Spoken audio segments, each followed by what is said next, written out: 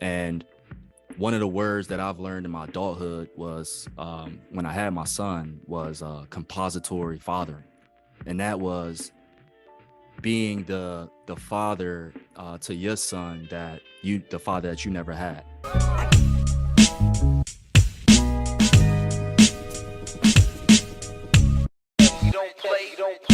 The question we have for today's episode is, are children today too coddled? Also, the guests for today's episode include host of the Fatherhood, The Involved Father, Tamer Harris, and mental health advocate and host of the Misfit Talk and the Floor is Yours podcast, Mars Carlos. Thank you, Tamer and Morris, for joining the network so we can break down this question. This question came to me from numerous observations, whether that be in society or from my job. And I say my job because I'm an RBT. I work with kids with autism to help manage their behaviors. And a part of how we do that is called ABA, which stands for Applied Behavior Analysis. And basically, what that is using reinforcement and punishment to help an individual learn and stop certain behaviors. So with this knowledge and certain observations, I then begin to ask the question, are kids being too coddled? Basically, are parents giving too much reinforcement and not enough of the punishment for it? And Tamer, you can start whenever you're ready. Oh man, so that's a great question, Joshua. And just speaking from experience with how I was raised, I think that, and how kids are raised today, especially having kids, 2 sons myself, well, 1, I think that kids nowadays have too much freedom and they're being overprotected in a sense where there is like obviously positive reinforcement and negative reinforcement, and it's all coming from the mindset and the parenting of the parent. So when it comes to man, honestly, like just that, how I think it's just the parent itself and how effective they are when it comes to coddling their kids. Because if you're allowing your kids to keep doing the same thing, obviously it's going to get worse. Their behaviors are going to get worse over time unless you do something about it. So just personally, I think that kids are too coddled today because they have too much freedom. They have, and I think that technology plays a huge part in things, and letting the parenting be too passive in a sense, like get out my face, go do something, and they never really get punished for, that specific thing that they did, and they just keep doing it over and over and over again. And and that's just how I feel about it. Brian, you talking? Yes, thank you. Okay, What you was go. the other part of the paradox, Tamer? You said that kids have too much freedom and not enough what? In the very beginning? Like too much freedom. And I say that I feel like they're like overprotected. That's what it was. Because like a lot of parents today, they don't want to, like, they think that they're hurting their child, like emotionally, from emotional aspect, not just like, parents don't beat their kids these days, like disciplining.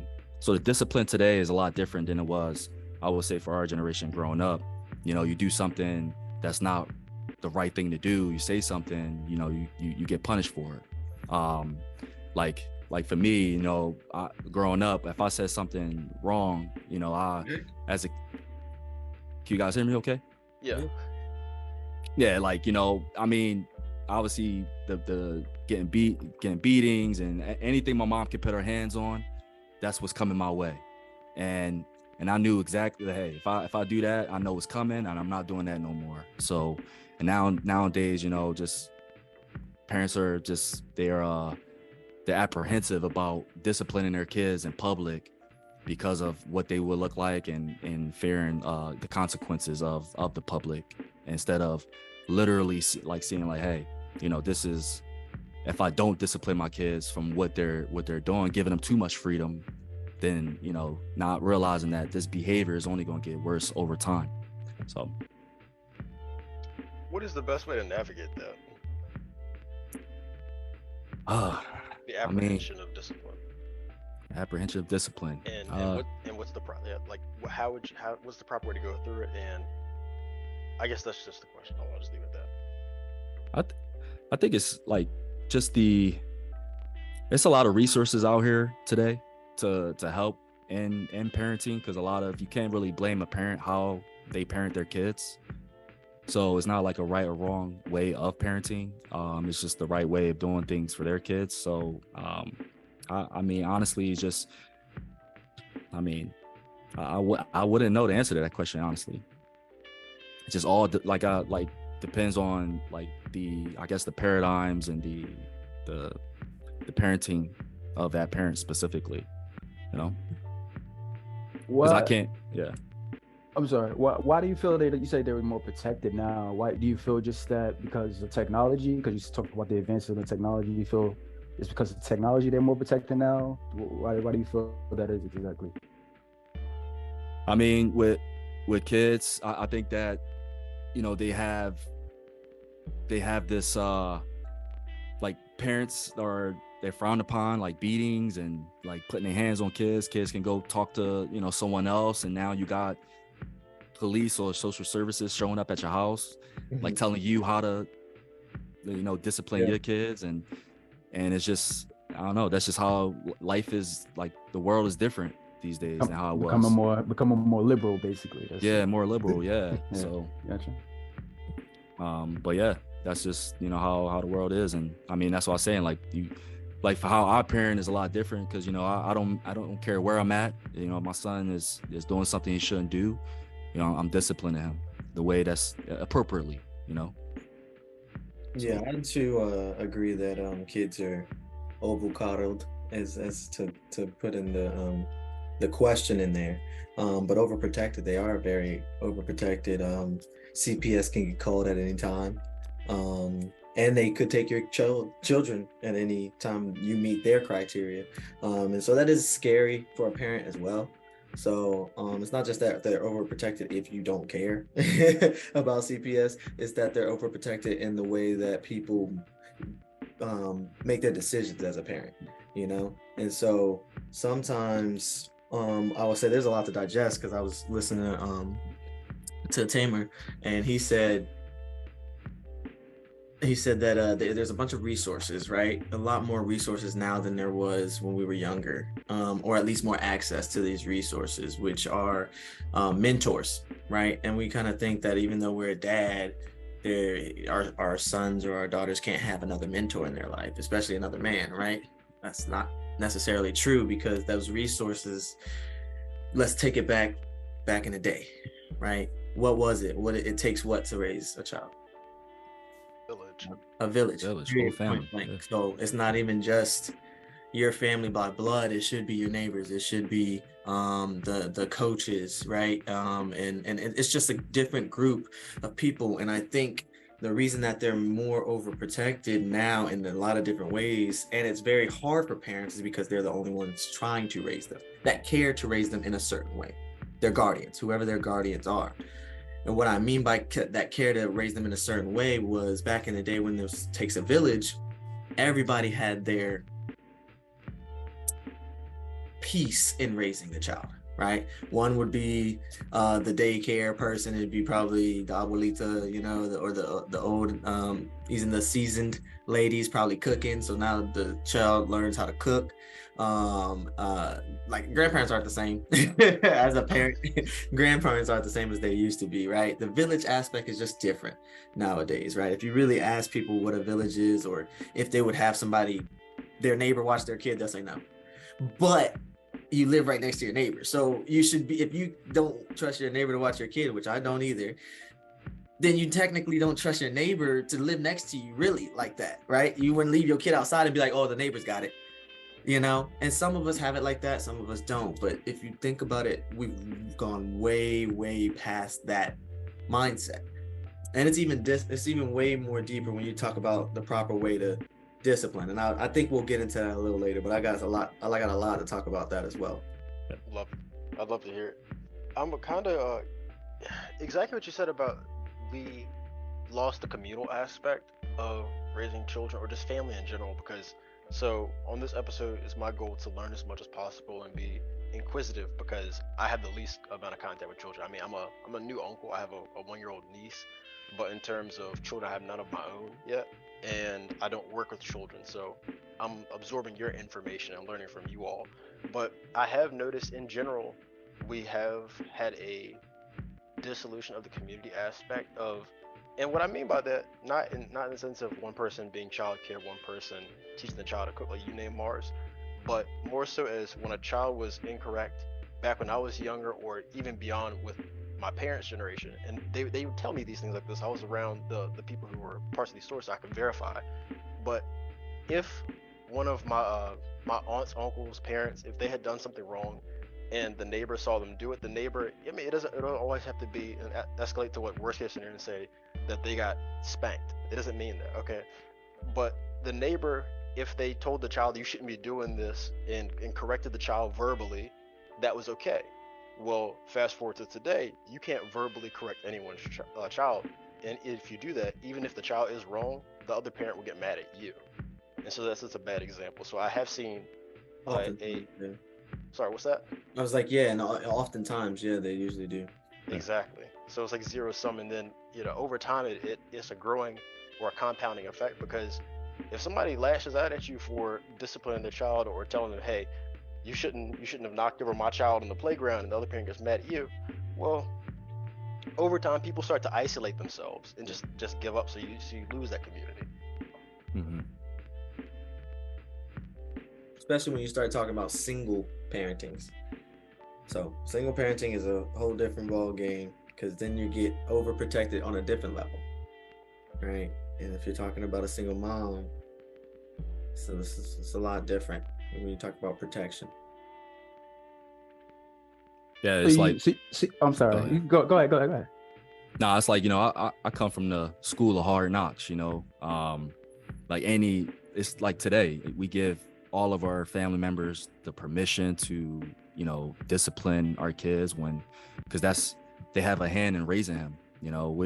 One day we might not be here, God forbid anything happens, and you will want you will want your principles, your values within your household to kind of, be amongst your community, your family, and that's who you align yourself with.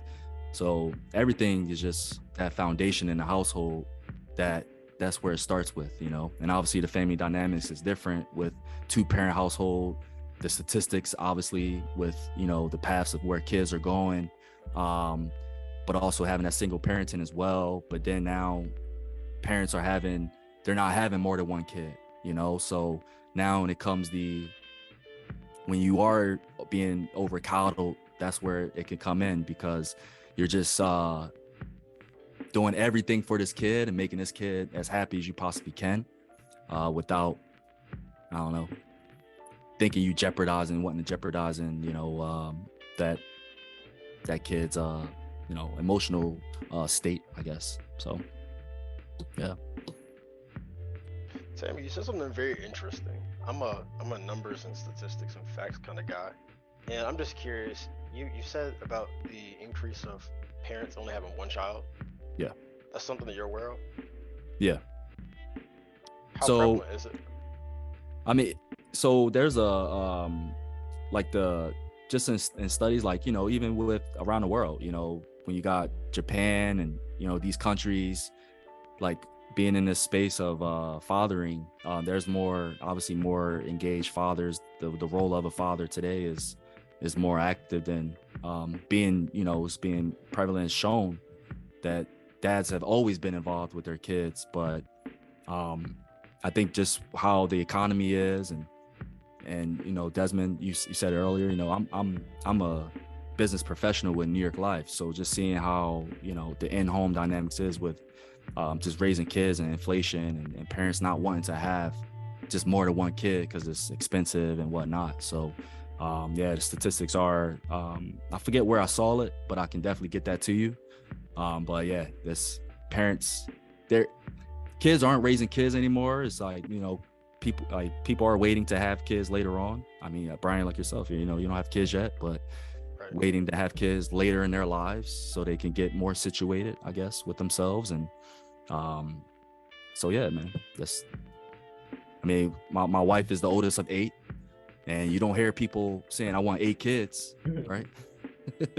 Not usually when you see people with that many kids, it's usually, I guess, higher profile individuals or people just behaving very irresponsibly. No one is having, from what I've seen, no one is having 8 kids intentionally anymore these days in a responsible fashion.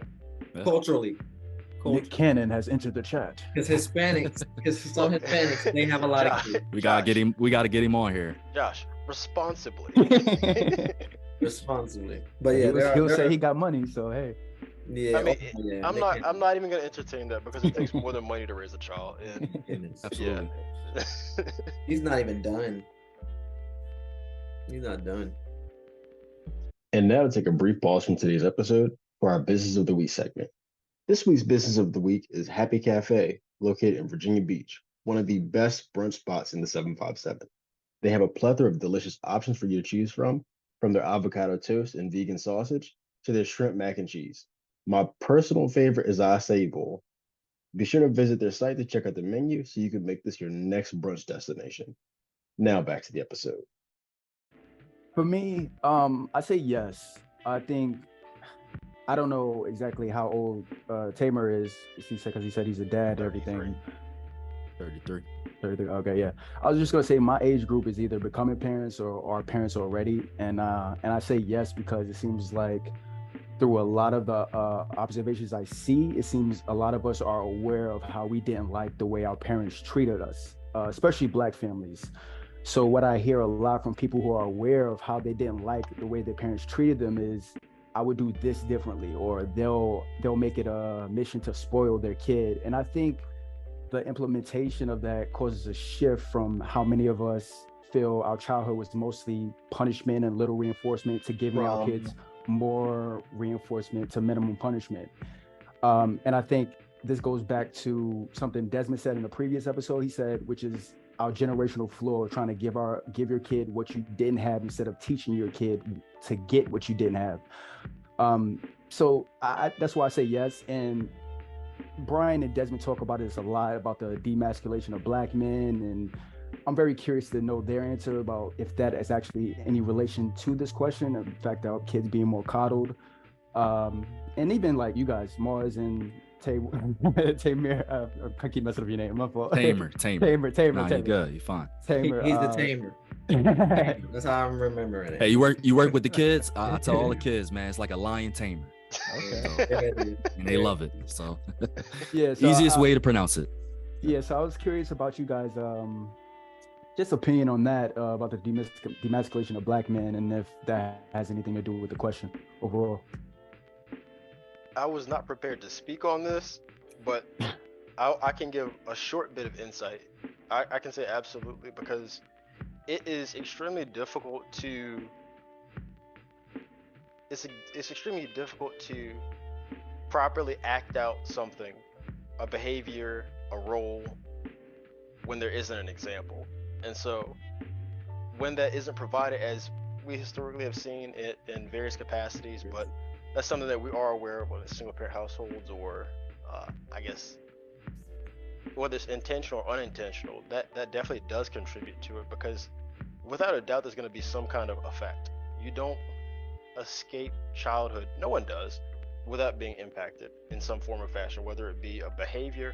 And a lot of people use the word trauma very, very loosely, and I think that we need to stop that. And there definitely are traumas, but sometimes things just manifest themselves in behaviors or patterns or communication styles. And then depending on how they play out later in life, you might because of your predisposition develop a trauma, but everything by default is not traumatic. So I say that to say, I do believe that the absence of true masculinity in a lot of children's lives, because the parents, they're fundamentally, you are providing the blueprint for your children and a healthy relationship dynamic, and to see two parents that love each other and can cooperate and solve problems in a responsible fashion, that's the greatest gift that you can give your child. And so you don't neglect that, you don't dissolve that and not have any consequences. And Josh, one of the consequences that you just named was the emasculation of specifically the black man. Well, let me some of the stuff that you said was kind of okay. So you said if you don't have an example. Now, anybody that knows you have too many examples when you don't have a father figure, is what I'm saying. There's always an example, period. There's always an example of father figure. When we talk about men in general, we are always looked at, period. We're always looked at in the street. We go into a store, somebody's looking at us. We're a role model, negatively and positively, period. Somebody's looking at us as a male figure. Then if you talk about black men, it's even, they're gonna put that label on you, a black male figure. They're looking at a black man walking to the store, right? And so one thing I brought up, I think in another conversation, was that sometimes having a black, or not just a black man, but having a father is detrimental to knowing what a man is, because you only have one and you try to believe in that one definition of what a man is. So it could lead you down some terrible paths, right? And so it's just really interesting conversation. But I just wanted to mention that you always have an example. Sometimes it's just not, it's not the example that people think you should have, because you did say something else, is that as a parent, you strive to show that you love the mother or the father.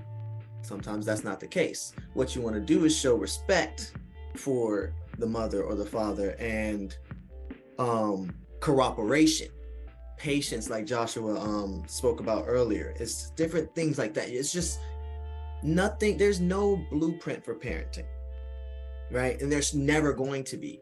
What there is a healthy and a negative way to coddle or not coddle your kid, right? Or nurturing, right? And so that's just my opinion, but there's never a right way. And it's 2023 parenting is way different from back in the day. And if you really want to talk about the diminishing of black men, let's talk about some statistics. That obviously that sucks. And Brian, you said you're the numbers guy, but statistically, single male fathers perform better, their kids perform better than any other household. And that's 2-parent homes.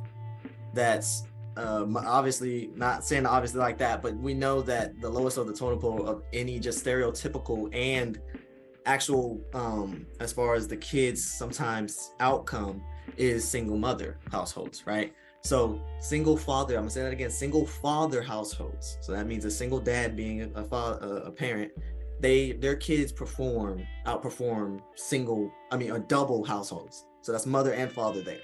So just so you guys, that's kind of weird, right? But it kind of shows you that it doesn't really necessarily mean that without a father or with a father or both, that's not really what it's about, right? And it's hard to really capture that. I don't know what that means per se, right? But it's very interesting to see that statistic.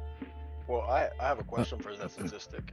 I want to know, by what metric are you saying that those children outperform? Because all the data that I've seen have demonstrated that children of households with both parents perform empirically better than that of a single parent. Okay, so yeah, the metric is, they're talking about statistically in like math and STEM, as far as that stuff goes. They're talking about scholastic performance. Yes, yeah. So educational wise, that's how they're doing it by what's the thing where they go around and do the surveys of who lives where? The census? The census, yeah. So Census, they do it by school systems and stuff like that. That's where I've seen it. And you know how statistics go. But that's been some of the things that's been going around in the mental health space. And that's why they're trying to get more father engagement specialists out there. It's a new thing in this area that I'm in now, but it's not only is it new here, it's new everywhere. There's not really men, and I know Tamar is doing some stuff with, as far as fathers go, but you can speak to that, how rare it is in probably where you are as well. But what are yours based off of? Educational as well? Behavioral outcomes. Yeah. See, and discipline. Yeah. See, that meets this topic. Yeah. Yeah. But as far as like, it depends on what you count as success too. And I would say too, when I started, my podcast, Fatherhood the Involved Father, one of the things, I grew up without my dad. I didn't meet my dad until I was 21. And one of the words that I've learned in my adulthood was, when I had my son, was compository fathering. And that was being the father to your son the father that you never had. So when I would substitute the word example with the word influence, because my mom, growing up, she single parent mother, right? And there was a lot of examples that being a parent, like I didn't agree with, obviously in her personal life and obviously in her professional life and obviously in her romantic life too. She was in and out of relationships, and these examples that I was seeing, it was like, and is obviously it was just something I didn't want to, like, this household, this dynamic I didn't want to have when I grew up, when I had kids. And honestly, growing up, I didn't when I met my wife now, like I didn't want kids, growing up, just because of how I was raised. But my mom always put me around great influence, around a lot of great Black men, right? Like whether it was coaches, I was in the Naval Sea Cadets growing up, so I was always sharp. So like even now, I'm in a business professional setting, outside of sports, where I have locks, and I've never like looked at myself like, man, like, obviously, and being in this world like corporate America, statistically, yes, it's a lot of like white men that run it. But now it's like, how I was raised, I'm confident in my skin and I know who I am. And that was one thing, like, my mom always installed into me. And that was her always putting me around great influences, because she knew how she was raised, and she didn't want to raise her kids that way. So that was just something and that's why I wanted to, kind of work with dads and see how, they parent their kids and what are they doing effectively to, have their kids be confident in their own skin growing up. So that's pretty. I was gonna ask you just real quick, if was any of you guys raised by single parents or single moms? Yeah, I was. Tamer, I think. I know Tamer was. Okay, so I wasn't either. So I wanted to ask you that. Was going to be my question for you was, did you find yourself, because I've been talking in groups of single mothers trying to figure out what to do with their sons, right? And a lot of trouble they get into from the outside looking in is that they try to make their sons or their daughters male role models in their life, their relationship partner.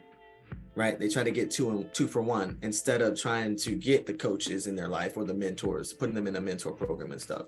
And so that was interesting that you were able, she was able to do that part for you and not looking at it in that light. It's pretty awesome. Yeah, I mean, kids need their fathers, and there's you got different spectrums. It's a balance when you have, you got I didn't tap into my femininity until I was older, right? In my adulthood, when I had my son.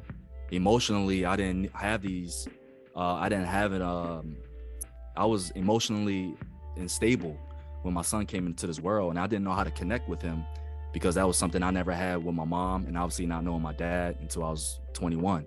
So it's like, yeah, I couldn't sit on the couch, going into the house and explaining my emotions to my mom and like, hey, how you doing today, son? And I'm so involved with my son, he can talk to me about anything. And this is a very emotional topic for me because, I see kids today that are raised in single parent households that they don't have their fathers, and they're just running wild, they're too coddled in a sense. And that's when the dad, you got that fathering, you got the mothering, the nurturing side, and dads are becoming more nurturing as well. And that's just that balance between that mother and that father and that household. So yeah, man. I do want to say, just from I guess a logical standpoint, so parenting, I don't think that anybody can argue that it is not meant to be, or argue against the fact that it's not meant to be a one-person job. It's more difficult if you're one person than if you were two, just because of like the emotional burden that you're taking on, because you are doing the job of two people, but you don't necessarily have that partner you always could have the support of, just from experience of individuals that I've spoken with. And like I said, it doesn't take too much just to look at that and come to that conclusion, especially when like the easiest scenario is, okay, well, the child, when they're first born, they wake up in the middle of the night, you have to soothe them, you have to feed them, you have to change them and all that. Okay, well, their sleep schedule is going to be one of the first things to go if you're the only person doing that. That just sounds extremely difficult, and I do not envy anybody in that situation. I remember, Brian, you was talking about, I forgot exactly what you said, but you talked about the importance of have a two-parent household. These like the child models the one parent and they see the other parent as the someone they would be with in the future. So you said something like that. Do you remember what you said? I not entirely, but I can maybe approximate what you're saying. So in a healthy dynamic, what you typically see is that the parent, the child replicates the behavior from the same sex parent, which is, I mean, to no surprise. Absolutely. And then the relationship with the mother, and people they dumb it down and try to think that it only applies to like physical characteristics. No, oftentimes, regardless of whether it's a son or a daughter, they look for emotional patterns that mimic the feelings that they had when they were growing up. So whether it be always having to work and pursue affection as opposed to the parent being open and forthcoming with it, or whether it be having severe unpredictability in the household, people look for those kinds of things. But typically, if you ask yourself, like I've asked a few people, and then I've also did some reading as well. But when you speak with people, you could typically identify some commonalities between the types of partners that you have been involved with, and then your opposite sex parent growing up. I mean, and you can do that exercise at your leisure and tell me what your conclusion is that you arrived to. It's spooky. I don't want to even do it. No, I encourage you to. Once you do it, it explains a lot. Yeah. And I think and if you just think about like someone part of like a single parent household, like and like a boy without a dad, like who are they modeling? They're usually modeling somebody out in the street, or just somebody that isn't the best person to model after, more than likely. Possibly. Yeah, but I'm curious. You said that influence. Yeah, I'm curious to know, Desmond, how he feels about this stuff. I feel like he about to come in here and kill this shit like Jay-Z did on that Light It Up track with Drake. You about to do it? Nah, not even. Man, there's so much to unpack here, because the direction that I originally wanted to take is in line with the direction that everybody has gone thus far. And I think the more that I listen to it, I come to a 50-50 ground. And I come out to a 50-50 ground simply because I think we're able to come to the conclusion, it may be a premature conclusion, that our children are being too coddled because we're trying to reinvent the wheel in the moment. So if you're not doing certain things that maybe your parent did, and we're talking about the community, we're talking about all this trust, disciplining, things of that nature, it will look like your child is maybe getting away with, or you may be being a little bit too overprotective, or you're holding them back from certain experiences. And I definitely get that. I definitely have that internal struggle with my son, because I'm the prime example that we've been talking about a single parent household. Like my son, he does have a lot of the same behavioral patterns as me, even with him being on the spectrum. Just because you're on the spectrum, that just means that they don't communicate certain things in a way that is fluent for the masses, what we're accustomed to. But he has a lot of the same behaviors I had. I listened to a lot of, conversations with my mom and my sister and my dad when they talked about how hard-headed I was as a boy. Very, very resilient, very strong-willed. And then to hear the same things with him, I understand that it's not my duty to break him, maybe in ways that certain outcomes may have like faltered my strong-willedness, but to more or less redirect it.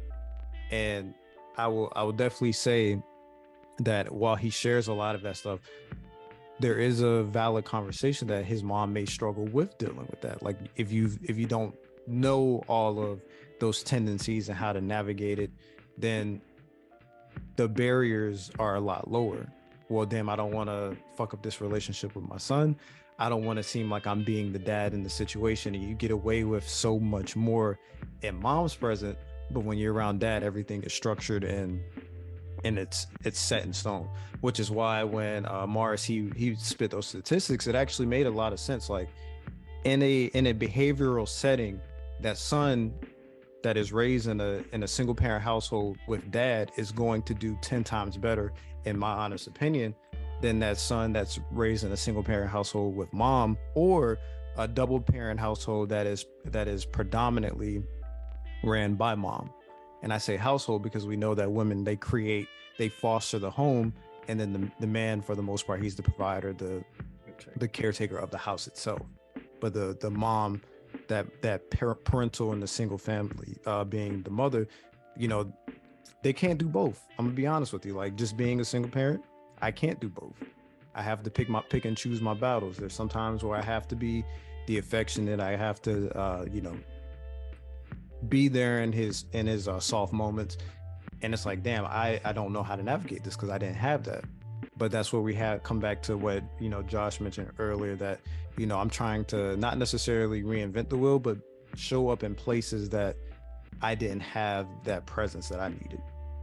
And I will say at the same time, like, a lot of this, and we can bring in the emasculation of, the black man at the same time to tie all this together, is that we, in all honesty, this is a by design thing. Like, this conversation is not something that we've just observed and we're coming to a conclusion that it's a necessity to have it.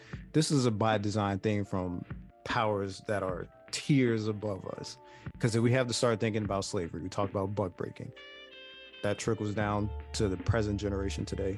Then we also talk about, welfare. We talk about child support, still very prevalent to this day. And then we talk about, okay, we've came to this foundational piece, and now it's like I have to be 10 times better than the competition next to me. That competition, me as a black man, to Josh as a black man, to Brian as a black man, to Mars as a black man, and to Tamer as a black man, that competition has the capacity and the ability to create rifts in the community. So that man that you maybe once trusted, you don't want your son around him because it creates a different perspective and you lose that influence.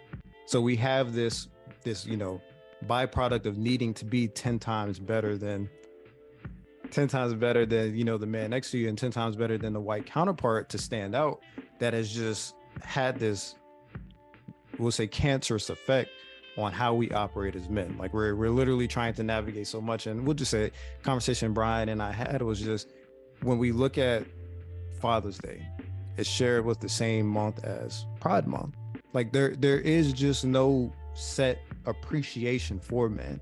And as man becomes more and more depreciated, those values that he stand for depreciate with it as well. That's probably intentional too, if you think about it. That's what I said. This conversation is very intentional because there's so many factors. There's so many factors that you can take into account for why we're having this Pride months. And don't get me wrong. You won't. You won't have fathers if you keep having Pride month. You won't. You're intentional. Yeah, that's what it is. You're absolutely correct. Meant to eliminate the day and keep the month. You're absolutely correct. Like, all of that stuff, and not even to just pick at Father's Day, but Juneteenth as well. Like, there's so many things that we as men that are like have this immense amount of freedom. Like, we talk about our children having freedom. Like, we have more freedom than our parents had. So we're trying to navigate all of this stuff at once.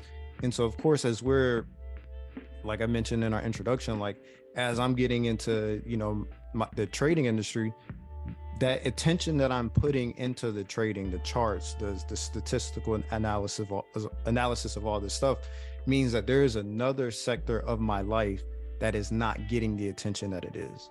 So as we have so many more avenues to go down, and the cost of living is astronomical, like, there is no longer a period of, we're no longer in a period of time to where you can get by with just one job and one role, and that be for man and woman. Like, we're wearing 3, 4, 5 different hats, and when it's time to discipline that child, which is why we can tie this all into the CPS talk and the police, you don't have the capacity to discipline that child in a constructive manner. It's more than likely you going 0 to 100 instead of progressing to if 100 is needed. Like, maybe only 25 was needed. Maybe you just needed to raise your voice a little bit. Maybe you just needed to slam your hand on the table to get the attention, and then convey it in an articulate manner that the child can understand. But a lot of our parents, and I'll say even on mine, like, you work a 12-hour shift, you come back home, you know, you ain't trying. Brian always laughs when I say this, but if Johnny has 5 apples, and I can tell you straight up, I remember that conversation a lot. Like my mom, like, and I didn't understand it until I had my son.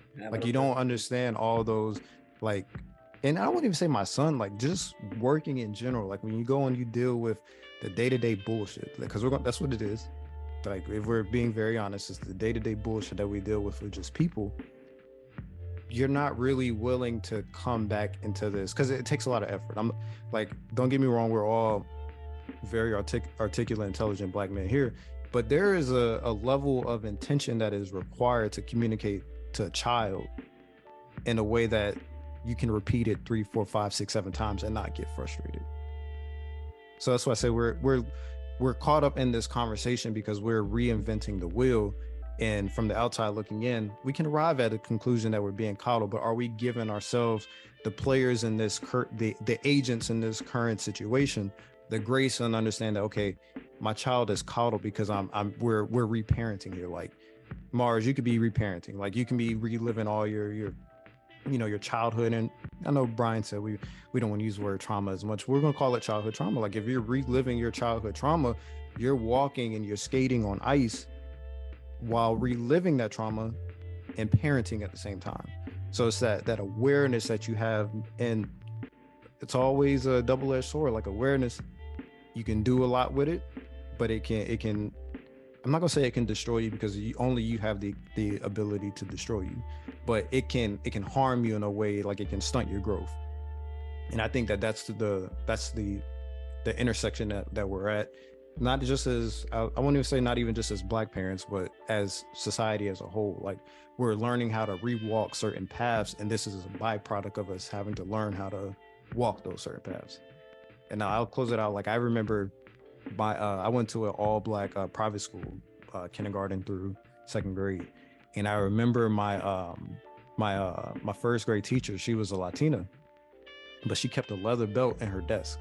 And I remember the first day, she was like, I'm not gonna be in here repeating myself.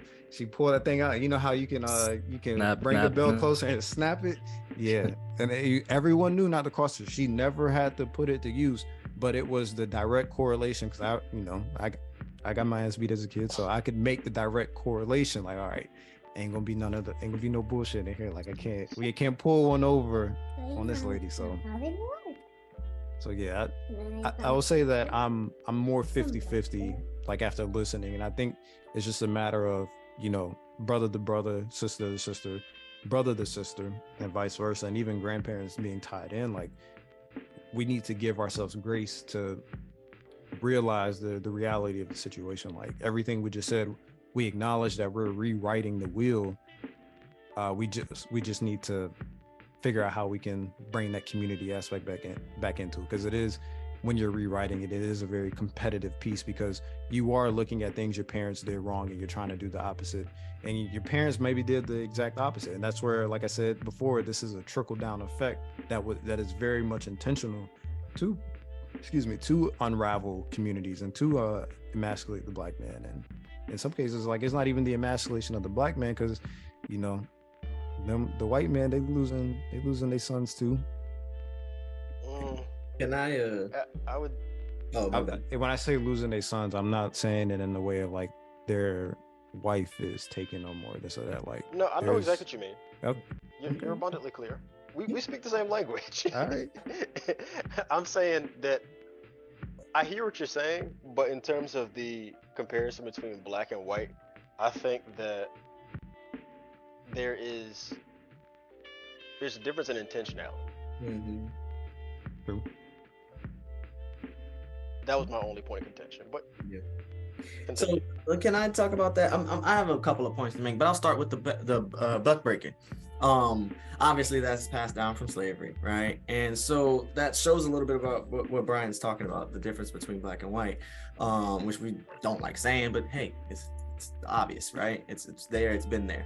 We were slaves for 200 plus years, up to the 80s. Probably some now. There's probably some slave plantations that nobody knows about right now, which is just terrible to say, right? All that land in the world, or at least in the world, that we don't know about. Regardless, buck breaking back in the day, the white folks, they would whip us. They wouldn't whip their kids. So that's still today. White people are appalled when you whip your kids, but black people still do it. Majority black people do it because of what they've learned. Now, if we really want to break it down in general, I'll just ask all of you guys a question, because we've all been parented or had a guardian and been disciplined some kind of way. And I hope that we've all been disciplined both ways so that you can understand this question. If you were ready to get disciplined for something you did, and you know you was wrong, you know you was in trouble, your dad or your mother said, I'm going to either give you a butt whooping or you can go on punishment. Which one would you pick? I'm sorry. Are you saying with my current adult mind? Don't matter. Nah. Bro, don't matter. Hindsight 2020, I Don't should matter. have took the ass whooping, but I always took punishment. Yeah. I don't think I ever got options. Well, what if you had the option? Which one would you take? I mean, I would take the punishment for sure. You would take punishment. Yeah, hindsight 2020, bro. Because I used to be on punishment a month later. What? Still What on about you, punishment. Joshua? No, punishment. I said punishment. Good. Yeah, definitely punishment. Wow, Brian. Does anybody want to get their ass whooped though? Okay, I mean, I'll explain it. Sometimes it's the lesser of two evils. And Exactly.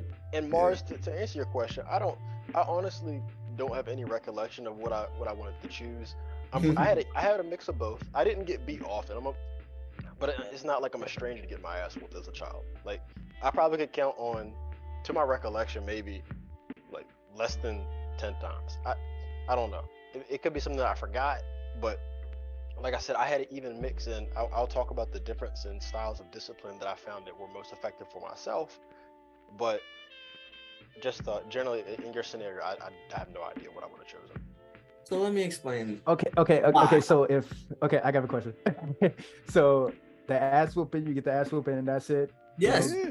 Exactly. That's what I said. Okay. Hindsight Oh, yeah. 2020. Okay. I Exactly. should have been So, choosing the ass yeah, whooping. and so the explanation is, and Tamer, I don't understand why you taking punishment, but if you really understand this, like he said, hindsight.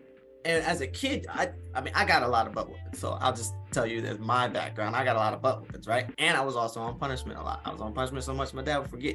But the thing about it is that when I did get, sometimes I got one or two, because it's parenting, right? It's about decisions. Like, some people don't make the decisions. I forget who said it, but we don't differentiate the difference between 0 to 100 as far as discipline. We just go straight to 100, and when we could have just did a little, hey, go on a timeout, I'm really upset with you, right?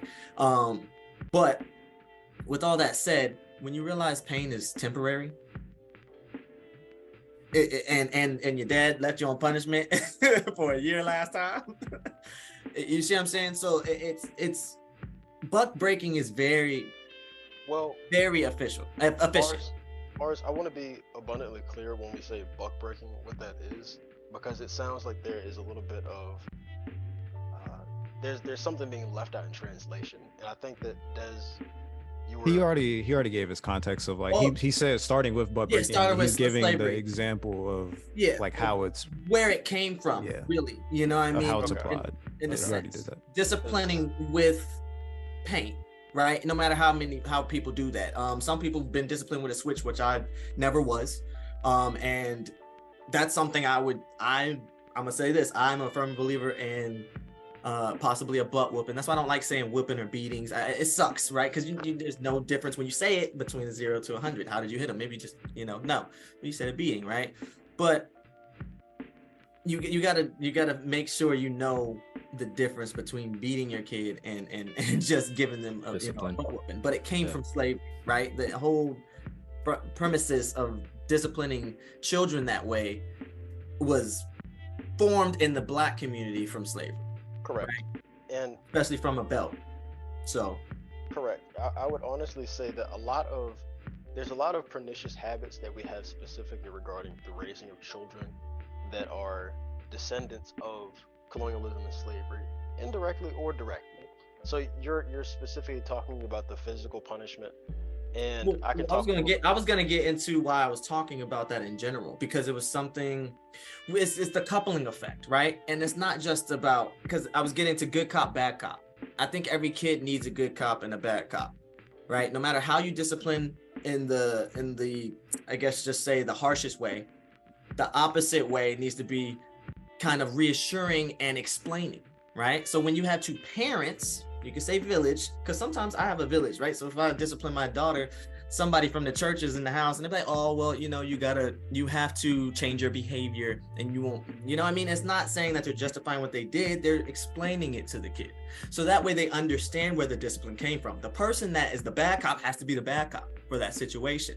And sometimes it can switch. Sometimes the bad cop's not always the bad cop. And that's what you want to make sure you're doing as a parent, is switch sometimes, so that way you're not always. And I heard somebody mention that sometimes you're just being dad, you're doing dad things. But if you're switching good cop and bad cop, which you should be, I feel terrible being bad cop, but I know I have to do it. So when you're buck breaking and somebody is explaining, we know, I hate using that word, right? But that's technically what it is, right? Your butt breaking is a term used for getting somebody to do what you want them to do. You want a child to understand what they're doing is wrong and then change their behavior, getting them to change their behavior. So when you're doing this discipline, I'll say discipline now. Thank you. I was looking up synonyms. It is, but you barely got any butt whoopings. You see what I'm saying? So I should be more dramatic about it, you know. But I'm very familiar. Like you, although. But the thing is, I understand it to where it's kind of like when somebody, like when what's the Amber Rose talking about being called a slut shaming. I embrace my slutness. I embrace my butt whoopings, right? Because I know what they taught me, and not everybody learns the same. I'll tell you that. But you have to learn that as a parent. And so the cuddling, I still believe it is, because nobody's reinventing the wheel, like Desmond said. Nobody's thinking of it that way. That's why it was very interesting you put it that way. So if we're reinventing the wheel, because this good cop, bad cop thing was something I just thinking about as we're chatting and talking, like you have to have a balance. Yeah. You tell them, you discipline them, and then you tell them why. And sometimes they'll be confused if it comes from the same person. And sometimes I feel like I'm the same person. I whip my daughter and I come back and I'm like, hey, look, I had to beat you because, you know, and it feels weird. But I'm getting on the same page with my wife so that she can do that now. And then we can switch, if it makes sense.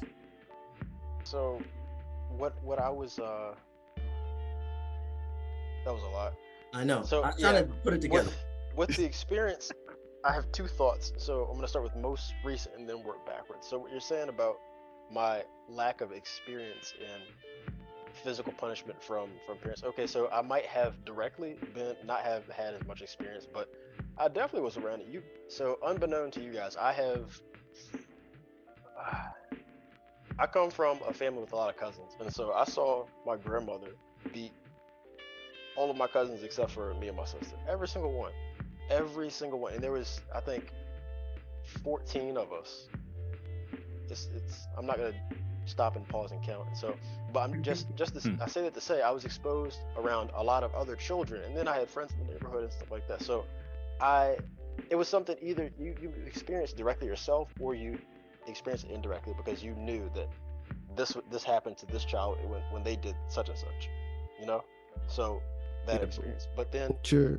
But what you're talking about, not the cut your wisdom, but that's exactly what you're talking about. Wisdom, the ability to look at other people's experience and take them on as your own. Smart, and I love where you're going with it. Yeah. But in our particular, like where Mars and I are going, this ain't. Not everybody has that wisdom. Yeah. You said you said, Desmond, that the teacher did this, and you was like, I ain't messing with this teacher. You're smart, Brian. My wife said the same thing. I saw my sister do this and do that. Got her ass beat. I ain't do that. I'm a kid that don't do that because that's what I decided not to do. So I'm not belittling that you're not about getting your butt beat. I'm not trying to wear it like a badge of honor. You're smarter than me. How about I say that? You're just a smart man. I'm not wearing it as a badge of honor. It's just I'm speaking from an informed perspective is what I'm saying. Yeah. Oh no, I didn't think you were ill-informed. You know, like because like it's all to different people. You can get spanked once and you got it. Like I said, you're a smarter man.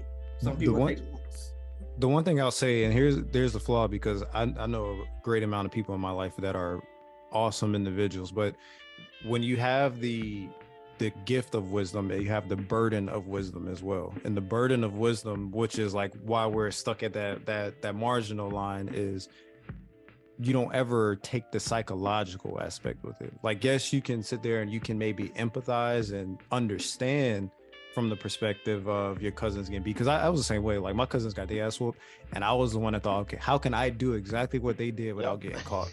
That's the type of person I was when I was or type of kid I was. Like, you said two hands, they could put my jersey in the rafters for the amount of time I got my ass beat as a kid. Like that, I was just genuinely a very like strong-willed kid. Like nobody knew how to channel it into the proper direction. So there's the psychological aspect that Mars is talking about now. Like, when I was in my high school, like I knew I was doing bad shit. Like, I was always able to reconcile that. And some kids genuinely did not know that they were doing bad shit.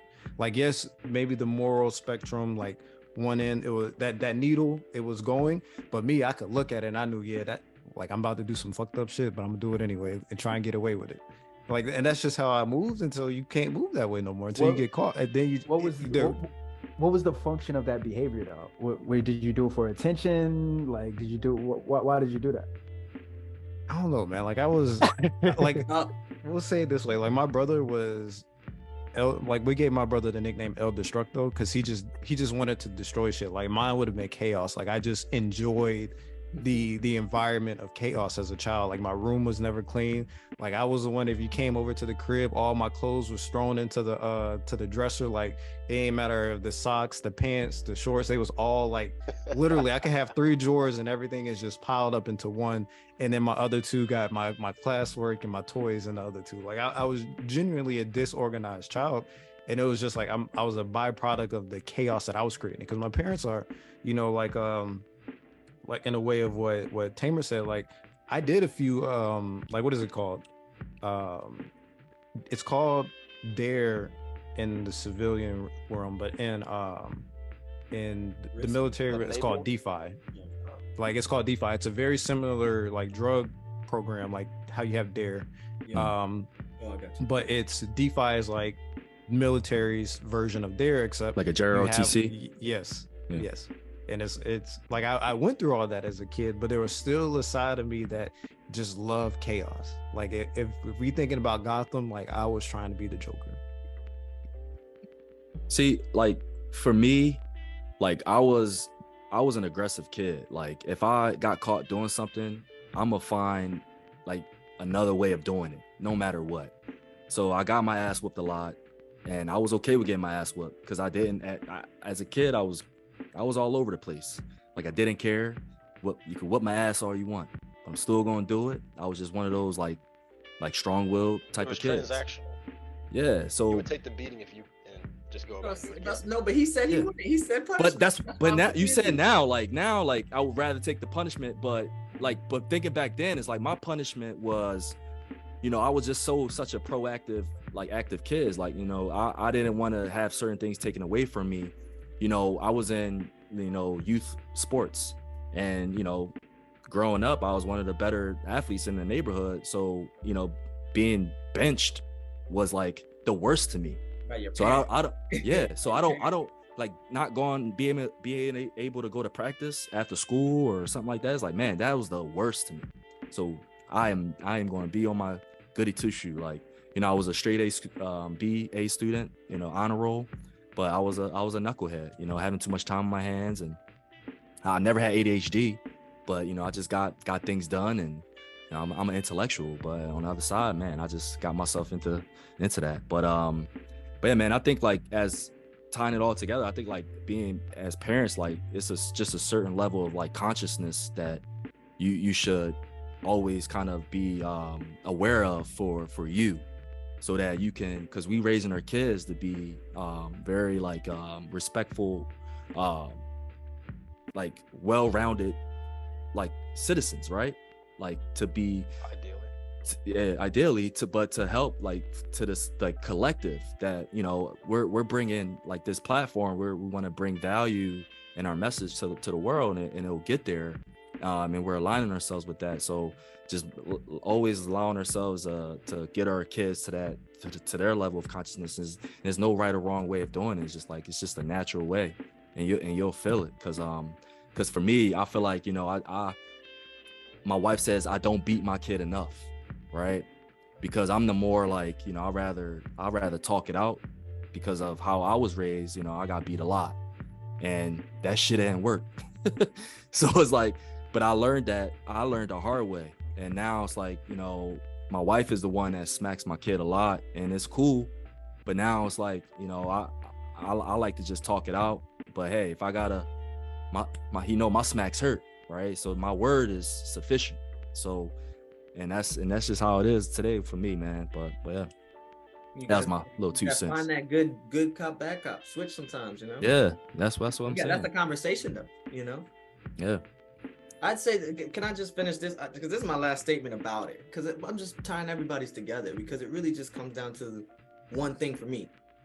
I'd say that, yes, kids are more coddled today. Why?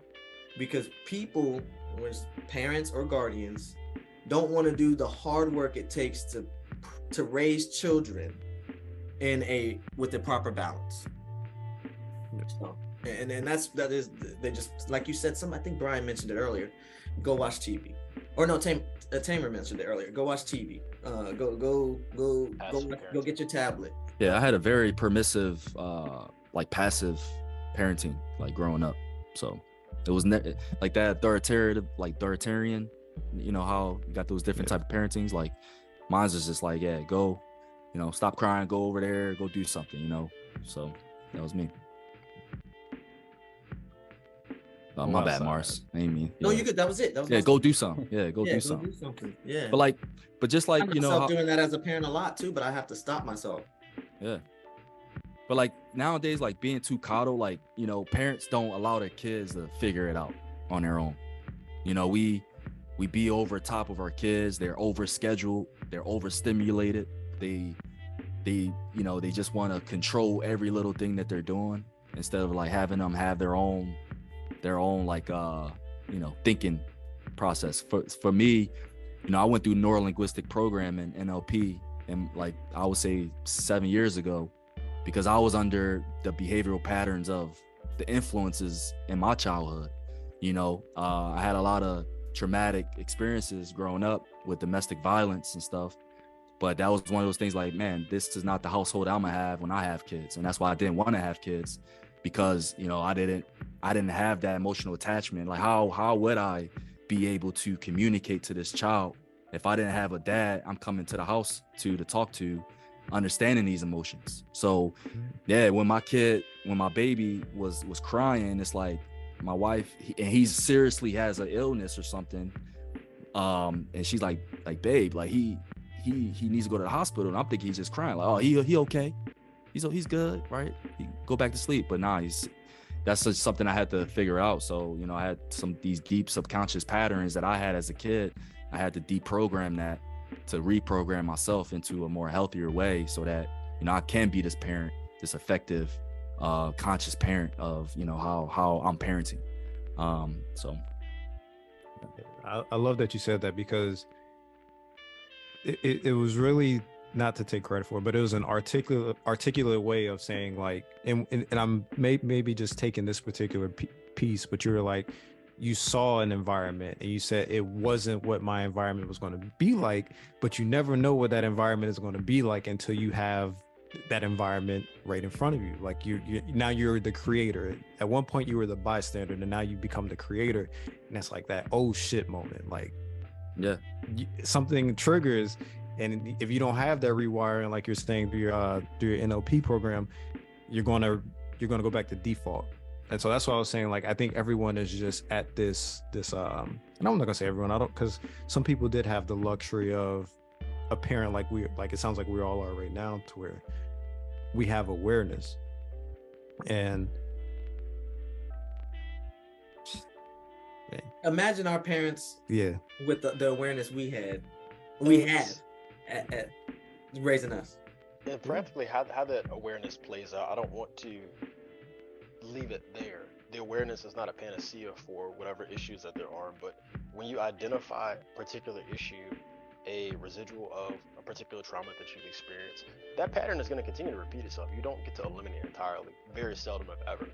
But when you're faced with that particular scenario, let's say something that triggers you and you might be ready to fly off the wall, you're presented with another opportunity to make a decision. And so over time, through you making the decisions, you're essentially electing for a different identity for yourself. And the more votes you cast away from that particular behavioral pattern, the more pronounced, or excuse me, the less pronounced that it becomes.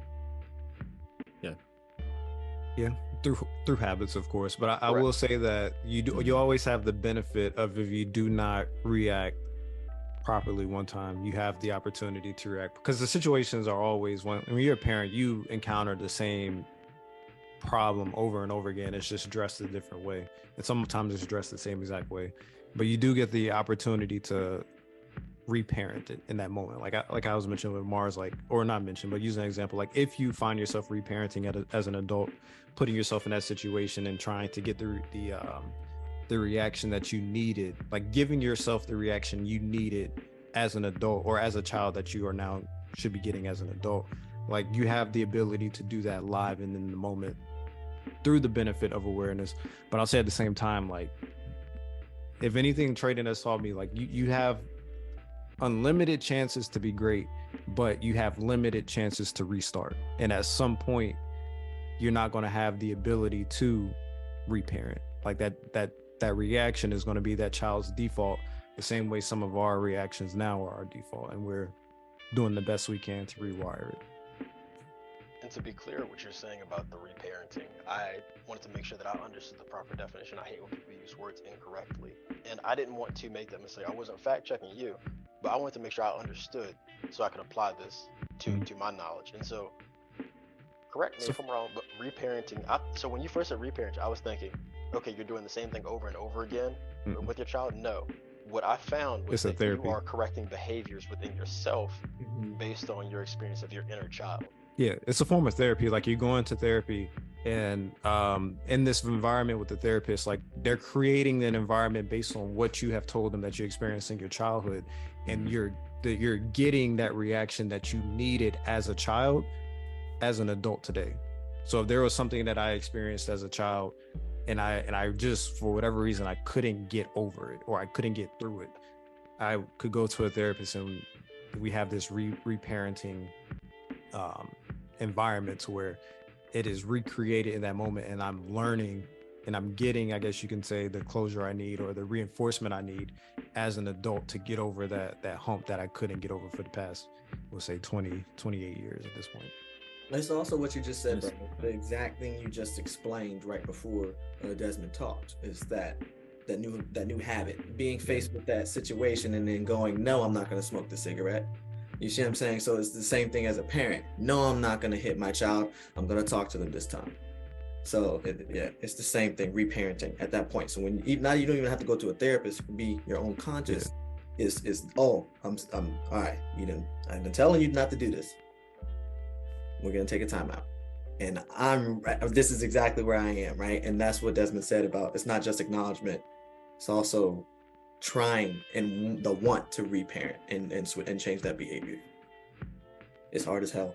I find myself loving people outside of my family way easier. Random people way easier. It's not that I want my daughters and my wife to be perfect. It's just that I care. I care so damn much that I don't want them to not be the control, right? It's what the potential, I feel like they should be, the potential. Yes. It's anxiety.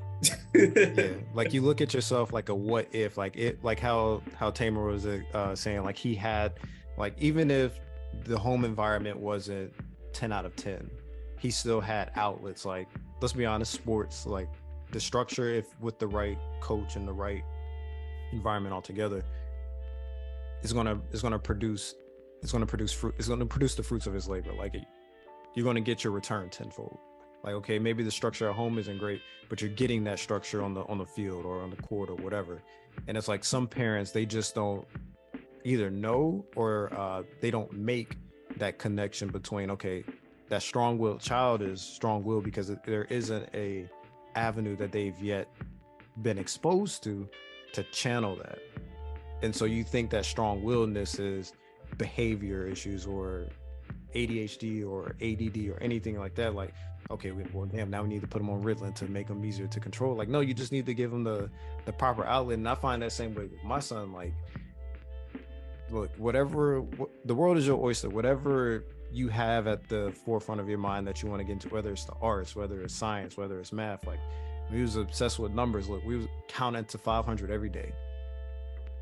And just thinking of ways, like, I was like, damn, okay, we can count to 500 to see if we can correlate a letter in the alphabet to every number. So then it makes counting backwards, or I'm sorry, saying the alphabet backwards 10 times easier, because we can count backwards all day.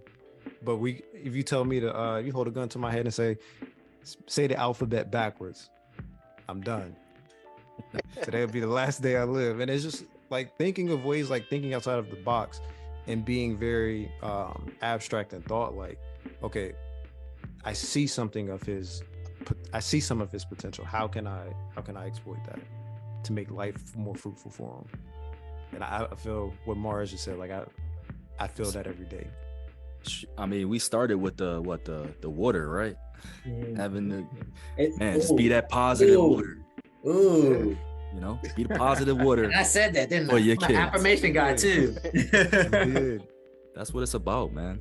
But my daughter is the funny part is because I'm an affirmation person, she man, oh my goodness, she is a conscious, if anything. And I think you look at your kid and it's like, hey, you're not supposed to do that. I've punched holes in walls. Hey, you punched a hole in that wall. Continuously telling me, hey, why'd you do that? You know, and that awareness, and then taking that instead of getting upset and kind of molding it. What's up? See, I'm talking about you. Back up, get up.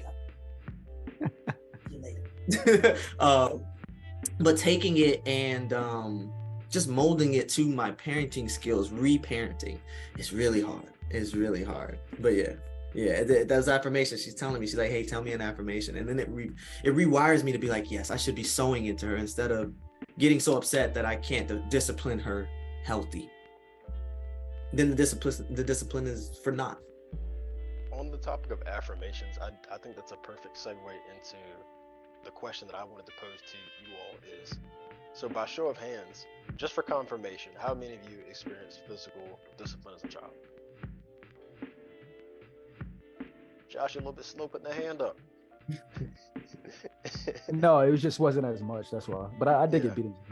Yeah. So, I'm curious, what are your personal thoughts on the effectiveness of that versus the verbal reprimand? And from my personal experience, I shared with you and Josh and Des prior when I had the incident where I'm gonna try to minimize and word on the story just with the absolute essential detail. So I had essentially said that I hope that another child that I had an argument with, a fight with at daycare, I hope that they die. And I was maybe like 6, 7. I was pretty young. But anyhow, so the child felt terrible. She never came back to daycare. And they told my dad about it. And so my dad, he had the option, like he could have very easily whooped my ass when we got home. But no, he sat me down. He told me, you never speak upon the name of death like that. And he explained to me about how I made her feel. And when I said that and the other kids joined in, because I was a ringleader of sort. Like other people would follow, other children would follow. So when I said that and they were on my side of the situation, just how she felt, and I understood the magnitude of it, and I never did it again. And so from my personal experience, I was more receptive to being spoken to and having sit-down conversations than I responded to physical discipline. I mean, I surely didn't want to get spanked and get my butt whooped or nothing like that, but in terms of the things that stuck with me, it required the least amount of repetition. It was definitely having those conversations. So I'm curious what your thoughts are, or your experience rather. On if we learned more from verbal affirmations, or if we beatings, I don't think that was sure. verbal reprimand. It wasn't that. My fault. Yeah, my fault. Like being more receptive on. Kind. Like you like my dad would just tell me positive things so I would stop threatening other kids. Yeah. It works. So to be clear, I'll answer it. I think I understand what you're asking. And it's funny because I like coming on here, man. Y'all always make me think, and it's rare to have these conversations with men, first of all, but to just talk about things like this and not get upset at each other and use emotion and stuff. But what you made me just think about is, doesn't matter. Neither one of them made sense until I was an adult, until I had my conscious moment. So now that I'm thinking about it, it could have been either way.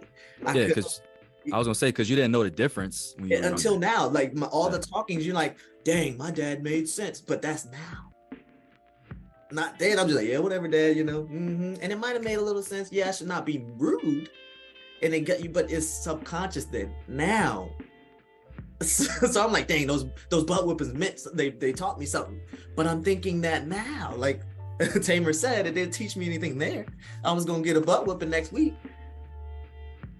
That's interesting. So my answer is neither one, to be honest. So that's groundbreaking right there. Yeah, I would say, based off of my experience, I am very much so inclined to not beat my children. I don't necessarily, but you guys have more experience. I'm not gonna act like I'm the ultimate expert. I'm not Dr. Lipschitz from the Rugrats, where I have this huge book of parenting. No, I am. Like I said, I'm a student. I'm learning from you all, and so that's. I understand that typically you want to use the least amount of force needed to stop the behavior, curb the behavior. So it could be just something extreme to where the child's life is in danger, like they're trying to put a knife in a socket. Okay, you might just have to smack their hand to get them to stop doing that, because it's dangerous. That's when they was like, stop, honey. That might not work. They might actually stick it in the socket, and then there's actual like life or death consequences. But I think, generally speaking, that having a conversation that's appropriate with the child is much more effective. Yeah, because I think that because where we go, a lot of people say, oh, your kid's well behaved, and we talked about model behavior, right? And in my household, there's times where I'm the backhand guy, like fast, right to the chest, right to my son, and that stops everything. He doesn't do that thing again. So he's receptive to sitting down and literally talking over, like, hey, you shouldn't do this. This is what's going to happen. So it's more like like that positive reinforcement, I would say, in a sense. But yeah, man, I would say disciplining my son is more so of showing him what can happen. So talking to him instead of put my hands on him. But there is times where I a good old butt whooping is effective. Josh, you look like you have something on your mind. No, I was gonna say I agree with you. I mean, I always say that Agree with who? You. I said you. I always say you don't really need to beat your kids. That's what I usually say. Tamer, keep messing up your name, and I hate it. Yeah, Tamer.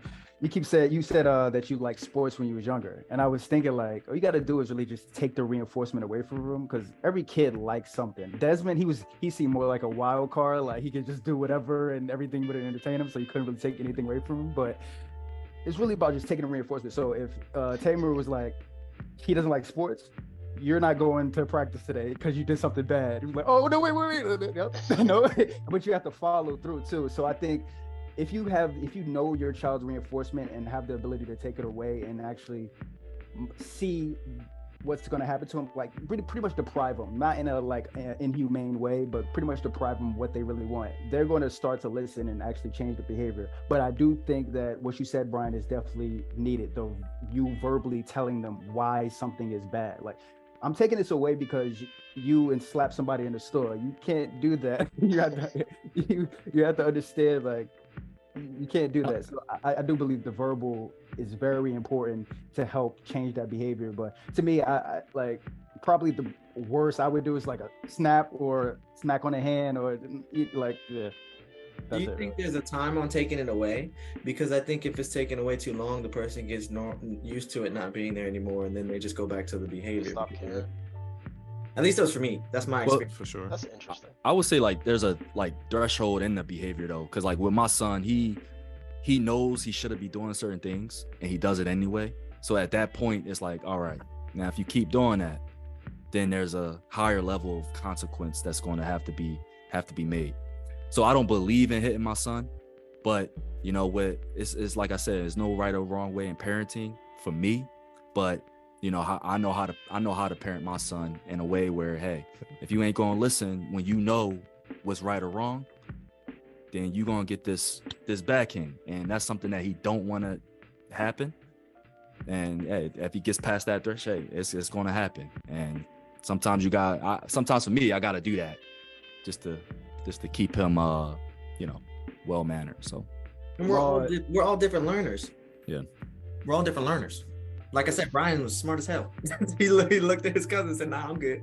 It's funny, Josh, you mentioned like taking things away and like the chaos of Des being a wild card. So actually, one thing my dad and we had spoke recently, the last time he came down to visit, and he said one of the most difficult things about parenting me was that it was hard to punish me, because when they would take like the PlayStation away, I was one of the kids. I was a nerdy kid, so I would read nonfiction books and stuff like that. And he says, "Well, damn, like, you know, I can't take the book from him. I can't punish him and stop reading." Or I can't take the notebook. My dad did that to my stepsister. She was a reader. He felt bad too. Yeah. But to me, like, I agree with my dad. I couldn't bring myself to take a book from my child, because I understand like how powerful knowledge and just the mental exercise, even if it is a fictional book, how powerful that is. So that does present an additional challenge when the child necessarily is satisfied, or there's a lower bar for the child having that contentment. So you're taking my PlayStation. Yeah, I'm not gonna like it, but I got these 5 books that I just got from the library. That's cool. Brian keeps proving my point. He's smarter than all of us. I know. Well, I was gonna say I would rather have my kid reading though than playing PlayStation. Yeah, now because like I value education, but seeing that as a punishment, you gonna have to sit in a room and read a book. That's a punishment to me as a kid. That was a good time. Because like I see all my friends outside playing and basketball, you know, and I'm like, damn, I'm inside reading a Harry Potter book. Dang. Wingardium Leviosa. Yeah, I definitely feel it's definitely depends on the actual kid though. But Morris, what I wanted to ask you, like, how long was it ever taken away from you? You said you got stuff taken away, but it never really worked for you. How long was it ever taken away? The thing about it, my dad, I said he would forget about it. He was in the military, and I was just always in trouble. I was always in trouble. He'd forget either if I was on punishment or if he whooped me for what I did, or you know what I mean? It's like, it just like that was my whole high school career. I was on punishment, and people would be like, dang, you out? So like I never was into drugs or alcohol like that until like senior year, until I tore my ACL and had to stay in the house. You see what I'm saying? So when I got out, my senior year, I wasn't on punishment because I tore my ACL and I was in the house. Couldn't get in trouble really laying down. And then when I finally got out, my dad felt sorry for me, and I wasn't doing crazy stuff. So that's kind of when my senior year was the only year I was really off punishment.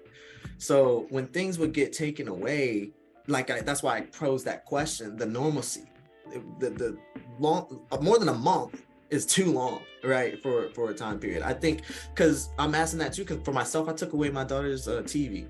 It's been 3 months. She's normal to it. She's asked about it, but she's still doing the same behaviors. It's not the TV part. She don't care anymore. Like, she cares, but she doesn't. It's not that I'm going to do right so I can get my TV back. She forgets that. So if it's like a time limit, like we'll reassess next week. We'll reassess next week. You know what I mean? And I think that's probably just reassessing. And you still got to do that parenting part. Like I said earlier, the hard work is reassessing and coming back to you said follow through, Joshua. Your follow through, and I have a hard time with follow through. I got girls. Mars, I really like what you just said. I think that's something that's difficult in the notes about reassessing the period. So what you want to do, it sounds like, to monitor the behavior and then dictate the length of the punishment in tandem with the actual behavior. So if you took the TV away from being untidy, then you look at how tidy the child is over a period of time, and then you restore the privilege, as opposed to saying, okay, just arbitrarily 3 weeks. Exactly. It's not really it's not a plan for remediation. Exactly. Yeah, because after a certain amount of time, you're like, oh, I don't really need that TV. I was getting by for this for a month without it. So I mean, what do I need a TV Make for? it hardened criminal. Yeah, I can watch Yeah. I can watch stuff on my phone. What do I need to see? Give me that too. But yeah, exactly. Anything else you guys have? I did want to revisit a previous thought that I didn't finish because we got sidetracked, and I was interested in what else these gentlemen had to say. But on the topic of the residual from slavery and colonialism, so you'd be surprised, and then racism in general, you'd be surprised how that manifested itself in an indirect fashion that you're unaware of. So obviously with physical discipline and its correlation with us as black families, you also have so I have an aunt, for example, and she used to hate when her daughter would tell her what as a response for something. And then so I had heard other parents say, especially the older black families and older black individuals, and that actually comes from racism because they were training the children on how they would get in trouble if they spoke to a white person like that. Because in itself, if you say something to a child or any individual and they don't hear you, you saying what is just acknowledging that you didn't hear what was said, and you're asking for them to repeat. It might not be the most eloquent way or the most mannerful or skillful from a linguistic fashion, but you're just asking for repetition. But the fact that you said it like that could get you. I mean, we have to be completely honest. We understand as black men. I would hope we're aware enough of the things that happened during racism, even recently, extreme recently within our parents and grandparents' lifetimes. The things like that could cost you your life. Like how you spoke to a white person. So you think through like the indirect implications. Nobody thinks about when your aunt gets upset at the child for saying what to her and decides to punish her. You don't understand why. But if you actually trace it and think back through, okay, what's deeper? What's actually meant by this? Or what is the underlying reason as opposed to just like a word choice? You start to understand things like that. So the effects of colonialism, slavery, the effects of historical abuse, the effects of racism, they are well and alive and extremely pernicious. And I don't think that most of us understand how ingrained it is into our culture today. Ooh, that's interesting you say that. Just in general, I'm going to say some of these speaking proper, which I've got called white for. We know where it comes from. The only reason they want you to speak proper is so that you can fit into society. And it's the slavery thing, because if you spoke proper, you were able to talk to a white man and not get killed, possibly, right? And then manners. You had to have manners because you were serving and you were talking to a white. But that's crazy, yes. And so, ooh. The manners part I can understand, but the other part I don't. But talking back, speaking proper? Yeah. So let me explain it to you. I was up in Manassas, that's Northern Virginia, Mountain Boys. Me and my brother in high school were in wrestling. We go to the concession stand, the ladies aren't paying attention. And my brother's like, "Excuse me, ma'am, can we get some snacks?" She turns around, she says, "Oh my God, if I was blind, I would have swore you were white." So what that means is that a lot of people, and I get told all of my life because I'm a military brat, which means I moved around a little bit, right? And my mom, and what you've just said was, a lot of times, if you know this, there's a joke, right? That black moms or black parents have a white person voice, on the phone voice, and their normal voice, right? And that's speaking proper. Just in general, it's a speaking proper kind of general term. Like you got your on the phone voice, right? When you're talking to customer service sometimes, right? It depends on who you are.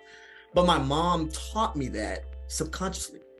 And so me speaking proper is not because I was well educated, it's because I was well taught to speak proper, right? And I feel that a lot. And my mom used to say, don't be embarrassing me in front of white folks. And that comes down and down and down, and that's speaking proper. I have to learn how to speak proper so I'm not embarrassing her in front of white folks or my family, right? But talking back in general, that's huge. We all know the joke. Don't talk. White folks talk back to their parents. Black folks don't. It's just the same thing. But black folks never were able to talk back in general because we weren't able to talk. You'd be dead. You'd be lynched. You'd be whooped. And so that's one of the ones you're saying, and that's crazy. And that is definitely from that era. And that's why you see it so separate. That's why you're like, whoa, you gonna talk back to your mom like that? Yeah. I mean, people are really ignorant of how exactly hard our ancestors, and I don't mean in the sense of all, like, of course, back in when the onset were the enslaved Africans being brought to the United States, so 400 years ago, 1916, the first one.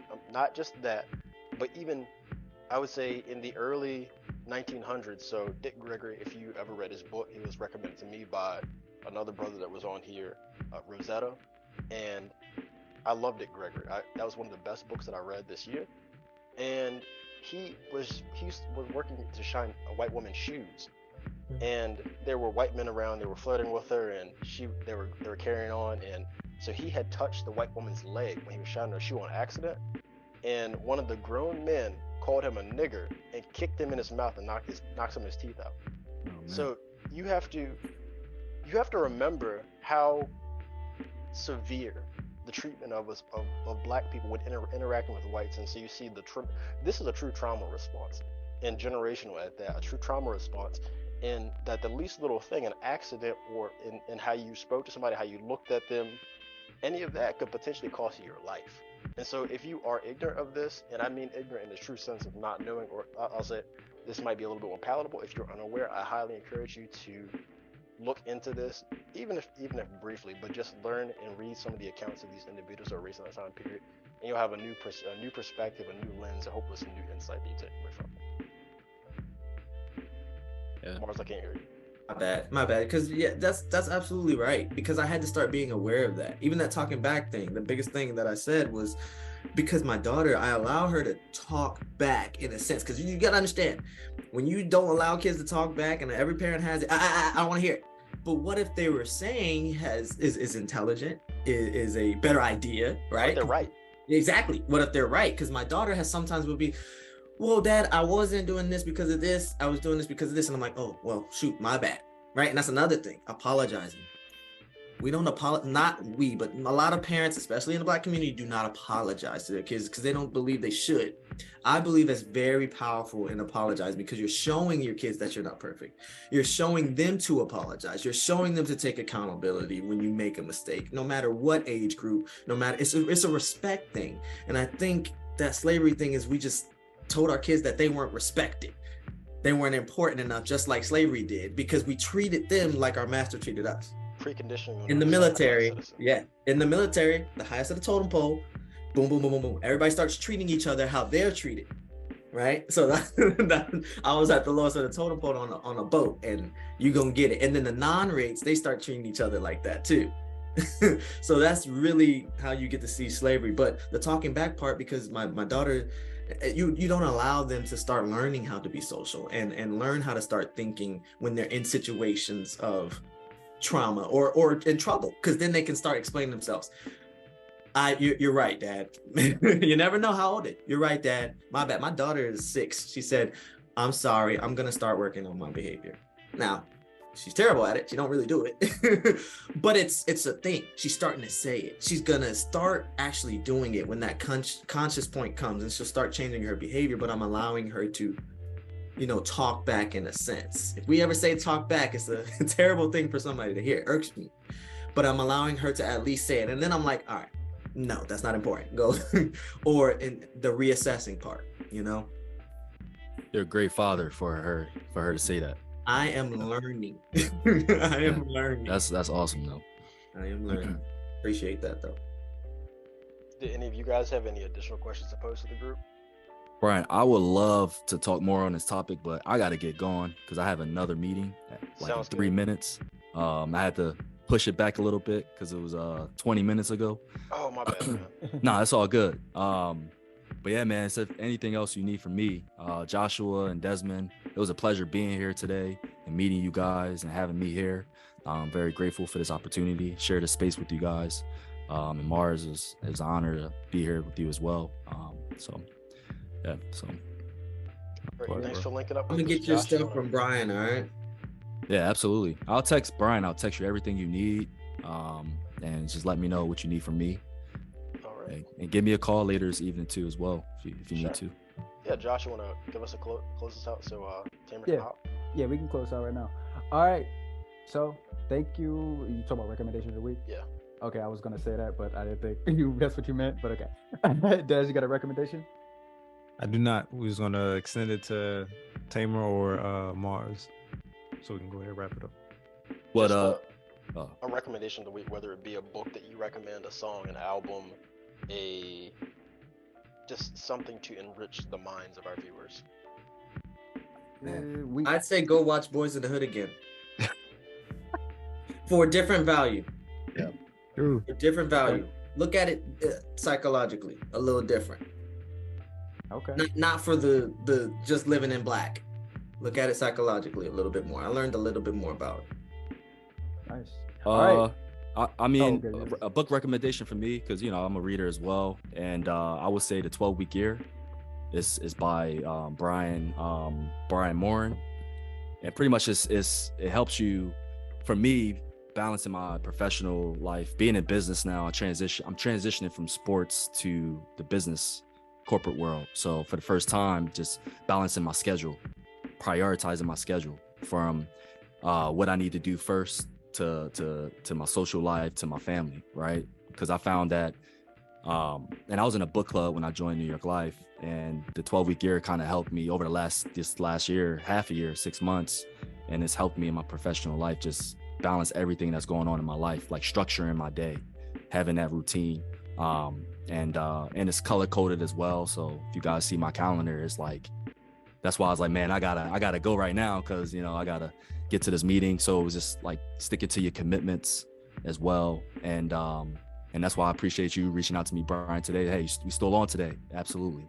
Sticking to your words, sticking to your commitments, and that's a book that's been very effective, and that's it helped me this year. So the 12-Week Year, I would say. Well, thank you for joining us, brothers Mars and Tamer. We are right at the hour, so I have nothing else for you, Josh. Yep. If you guys like the discussion, don't forget to hit the like button. We're gonna see you guys next week. Peace.